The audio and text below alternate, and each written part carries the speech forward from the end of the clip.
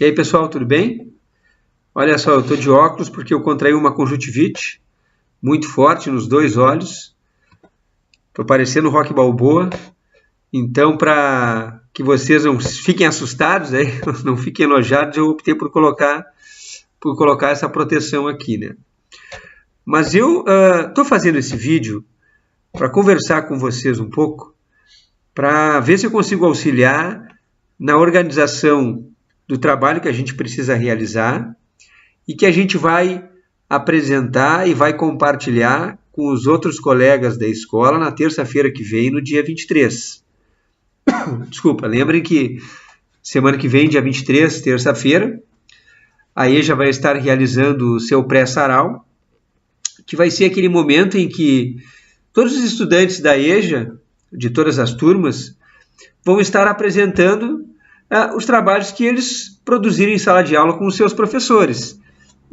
Trabalhos de produção de texto, poesia, poema, verso, música.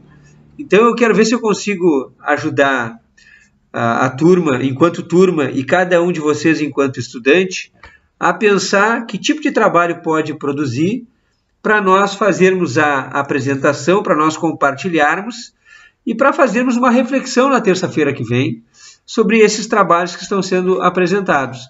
Esse é um momento muito importante para a escola, porque depois lá em novembro vem o sarau, e o sarau da Escola Osório assim, já é um evento bastante conhecido da comunidade.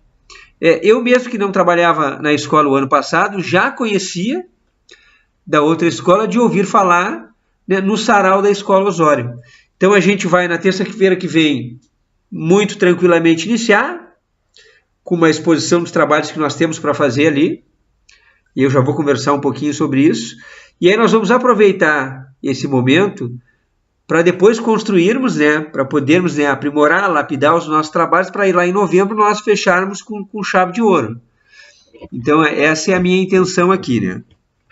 Então, muito rapidamente, vocês sabem, não é novidade, nós esse ano estamos trabalhando com o projeto de pesquisa cuja temática é Osório, eu com o outro, da empatia à democracia. É um projeto que, inclusive, eu vou sugerir que a escola, o ano que vem, continue trabalhando dentro desta linha, porque eu acho que é uma linha muito importante para se trabalhar e acho que é um tema extremamente atual e fundamental assim, para as escolas públicas poderem estar desenvolvendo, né? Então, nesse projeto, Osório, eu com o outro, da empatia à democracia, nós, no primeiro semestre, com os estudantes da escola, nos 3 turnos, nós centramos mais os nossos esforços pedagógicos em trabalhar a concepção de empatia, em trabalhar as suas manifestações, em trabalhar os seus desdobramentos. E empatia, só para lembrar, né, é quando a gente consegue se colocar no lugar de uma outra pessoa. É quando a gente consegue perceber que uma situação que está sendo vivenciada por uma outra pessoa que não pertence ao nosso círculo de amizade, ao nosso círculo familiar, porque daí é muito fácil a gente ter empatia, a gente se colocar no lugar da pessoa, porque é uma pessoa muito próxima, diferentemente de uma pessoa que a gente não conheça, que seja um estranho, né, que não seja do nosso dia a dia, da nossa rotina. Então é fundamental que a gente possa perceber que ao nos colocarmos no lugar de uma outra pessoa, que ao fazermos isso e estarmos expressando a nossa empatia por essa pessoa, nós estamos conseguindo perceber que aquela situação pela qual a pessoa está passando, por aquela dificuldade pela qual a pessoa está passando, e ela está sofrendo com aquilo, nós também, se estivesse ocorrendo com a gente, estaríamos também, né, entristecidos, passando pelas mesmas dificuldades. Por que eu digo isso?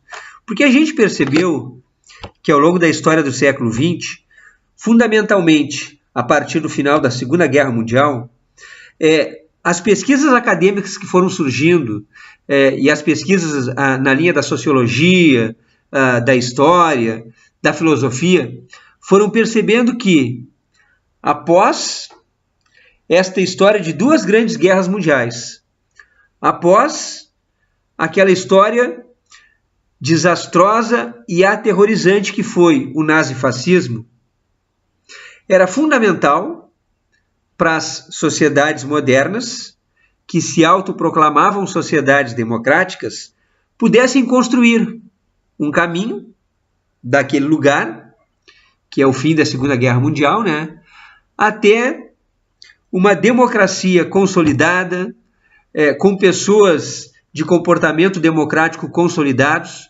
pessoas capazes de aceitar a opinião alheia, de aceitar as pessoas que são diferentes, de poderem dialogar, de não buscarem a solução dos conflitos através da violência. Então se percebeu da importância de se construir um caminho daquele lugar histórico, do final da Segunda Guerra Mundial, até esse modelo que se busca construir ainda hoje, né? Mesmo que a gente vive em uma sociedade democrática, a gente está dia a dia lutando para que esse modelo de sociedade ele se perpetue, né? Ele não se perca, ele não retroceda. A gente precisava, então, partir de algum ponto. E a escola entendeu que esse ponto é se fazer uma reflexão sobre a empatia e como é fundamental termos empatia para chegarmos, né, a uma postura pessoal e uma postura social de defesa da democracia. Então, nós, repetindo, trabalhamos no primeiro semestre com os estudantes todos os desdobramentos e todas as diferentes visões sobre como construir, garantir e reforçar sentimentos de empatia, lembrando sempre que o seu contrário é a apatia, é a indiferença, e uma sociedade em que as pessoas são apáticas, são indiferentes, é muito mais difícil de nós construirmos, de nós solidificarmos, de nós garantirmos, né, um bom desenvolvimento da democracia. Então, se ao longo da segunda metade do século XX, a área das humanas percebeu a importância que é se fazer essas discussões e se fazer esse trabalho sobre a empatia das pessoas, porque a sociedade capitalista ela vem caminhando no sentido de que as pessoas vão cada vez mais se tornando individualistas, cada vez mais vão se tornando, né, voltadas para o seu próprio eu, cada vez mais preocupada com a sua situação pessoal do que com a situação dos outros, se percebeu que se precisava quebrar essa condição do individualismo a partir de algumas estratégias, algumas diretrizes, né? E a diretriz que se percebeu como sendo fundamental é esta questão da empatia. Por que eu falei dessa questão do individualismo, assim, muito rapidamente?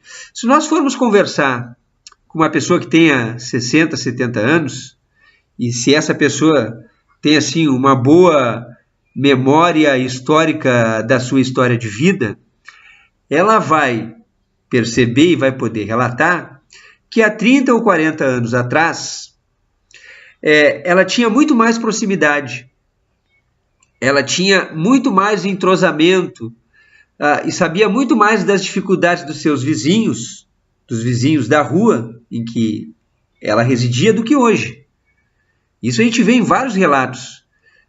Podemos conversar com qualquer pessoa assim que não seja das nossas relações, fazendo uma entrevista e perguntar como é que era e como é que é, e ela vai poder dizer isso, né, tranquilamente, de que antigamente sim, a gente conseguia, né, ter uma maior proximidade. Hoje não. Hoje muitos de nós sequer conhecem os vizinhos que moram a 2 ou 3 casas da residência em que a gente habita, né? A gente não tem essa relação de proximidade.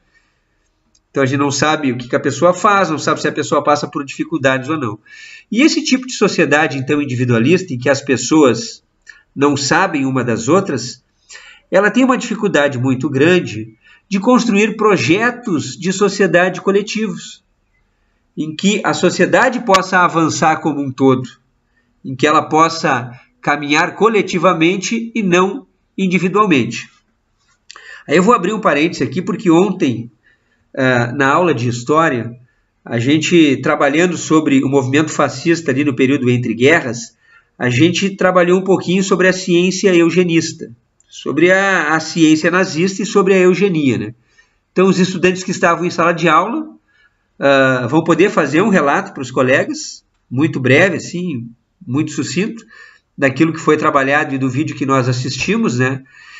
Porque a gente vai poder perceber, e aí é o ponto que eu quero chegar, que é o fundamental, que esse período que nós estamos trabalhando, dos regimes fascistas, que a gente define como nazifascismo ali do período do entreguerras, ele é fundamentalmente o oposto, ele é contrário, não é só, ele é oposto e ao mesmo tempo ele é contrário no sentido de não aceitar os regimes democráticos. Então, eu posso pensar assim, bom, naquele período ali do nazifascismo, com a perseguição aos judeus, com a perseguição às testemunhas de Jeová, com a perseguição aos homossexuais, com a perseguição aos ciganos, com não aceitar uma opinião diferente daquela que era determinada pelo Partido Fascista na Itália e pelo Partido Nazista na Alemanha. É o oposto daquilo que a gente defende hoje como modelo de sociedade democrática. Porque hoje a gente precisa, em uma condição de espírito democrático, aceitar e defender as diferenças.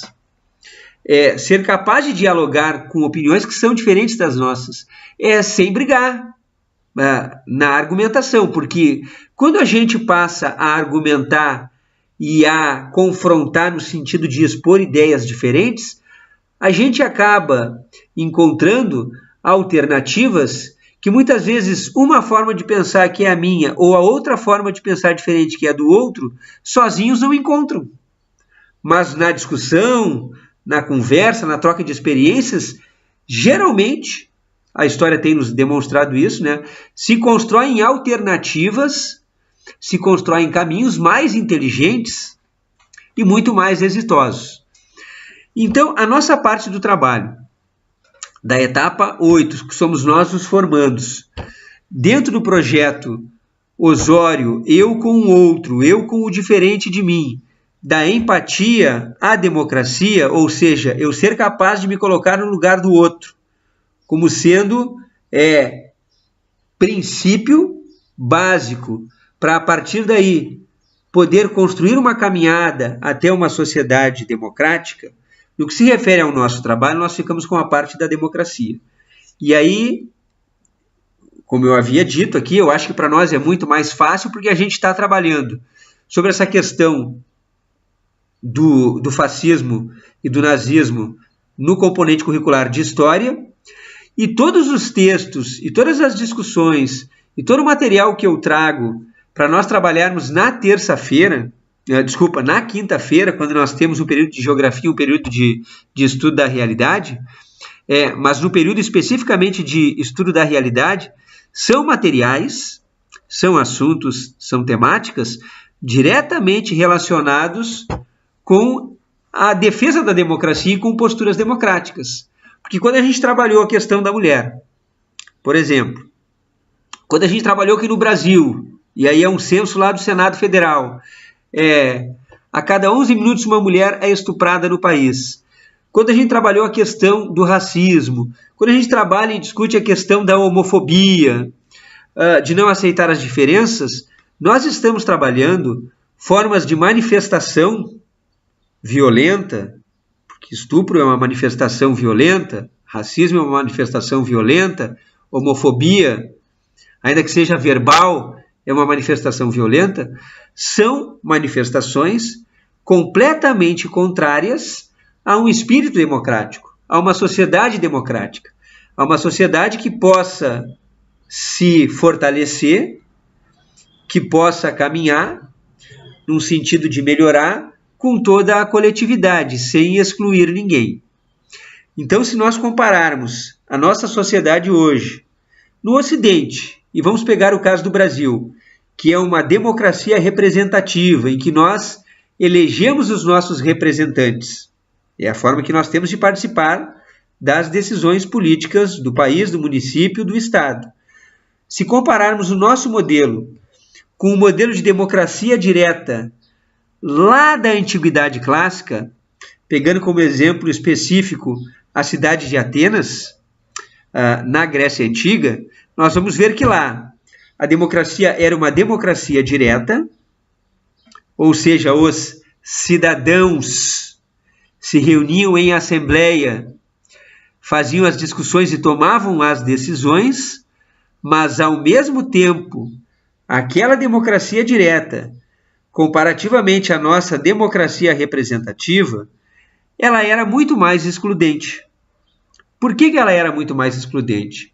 Porque daquela democracia, e pegando o caso específico da cidade de Atenas, nesse regime democrático, só participam das decisões da cidade as pessoas consideradas cidadãos. E quem é que é considerado cidadão aqui nesse período? Só o indivíduo do sexo masculino adulto. Eu disse, só o indivíduo do sexo masculino adulto e nascido na cidade de Atenas. Então, por exemplo, nascido na cidade de Atenas. Então, mulheres não eram consideradas cidadãos, menores de idade não eram considerados cidadãos, estrangeiros não eram considerados cidadãos, escravos não eram considerados cidadãos. Então, é um modelo de democracia que, em essência ou em discurso, parece ser muito mais perfeito do que o nosso, porque as pessoas se reuniam em assembleia e faziam as suas discussões, votavam, e as decisões que eram emitidas ali, elas iam diretamente ser realizadas, né? Elas eram encaminhadas para que pudessem ser realizadas, comparativamente ao nosso, em que a gente escolhe um candidato, vota no candidato a partir das propostas que ele apresenta e espera que ele, né, possa minimamente, né, conduzir o seu mandato e encaminhar ações políticas que nos beneficiam enquanto indivíduo, não enquanto sociedade, porque a gente, por mais que a gente faça as discussões, se a gente for parar para pensar, sempre quando a gente escolhe um candidato hoje, a gente pensa no que seria melhor para mim, para minha família, para as pessoas que eu conheço. A gente não pensa assim num sentido mais amplo da sociedade como um todo, né? Então, para terça-feira que vem, o que eu penso que a gente poderia fazer? Dentro dessa ideia básica de tudo aquilo que a gente trabalhou nesse nesse início de segundo semestre, até a semana passada, os textos que trabalhamos, as discussões que fizemos, os vídeos que assistimos, as conversas que tivemos, as experiências pessoais que vocês têm, de nós podermos produzir textos, poemas, versos, ou buscar de autores que a gente conhece, já tenha lido em algum lugar, textos, poemas, versos, discursos, que a gente possa trazer para fazer a leitura e que estejam diretamente relacionados com essa parte do trabalho que nos cabe, que é a questão da democracia. De nós podermos expressar isso. Então, por que eu pensei e coloquei ali no grupo dos formandos, né? Eu até coloquei um título ali, Democracia, Mãos para a Democracia, agora não me lembro, estou sem o meu celular aqui, mas eu sei que foi um título que a aula passada nós havíamos colocado e que ele ficou assim, parece que bem encaixadinho, porque aquele trabalho que eu fiz com vocês, pelo menos eu tenho a impressão que fiz, né? Porque eu fiz com as outras turmas também, de desenhar à mão. Teve um dia que não estavam muitos alunos ali, né? Mas de cada um receber 2 folhas de papel, circular a sua mão, a mão esquerda, a mão direita, pintar uma por dentro, a outra por fora. Eu pensei em fazer um grande painel, né? Com todas as mãos que nós temos de todas as turmas, não só da etapa de vocês, mas também das outras, né? E fazermos esse painel assim, com a frase no meio, a frase bem grande ali, que eu esperava que o Carlos pudesse desenhar para nós, já que ele é o colega que tem a letra mais bonita, né? E nós então fazermos essa colagem e depois passarmos por cima, assim, um verniz, alguma coisa, para que essa parte sim ficasse como um painel mesmo, né? Ficasse mais durinho, assim, mais enrijecido, não ficasse uma coisa assim, sei lá, muito mole, assim, que não pudesse sustentar como se fosse um quadro, né? Então, havia pensado nessa parte. Não vai dar tempo de fazer, porque eu estou com os desenhos aqui em casa e, como eu disse, essa semana eu não vou à escola.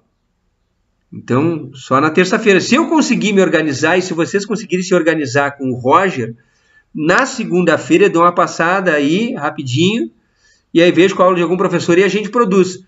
Mas é muito importante que a gente possa sentar, e que a gente possa produzir esse trabalho.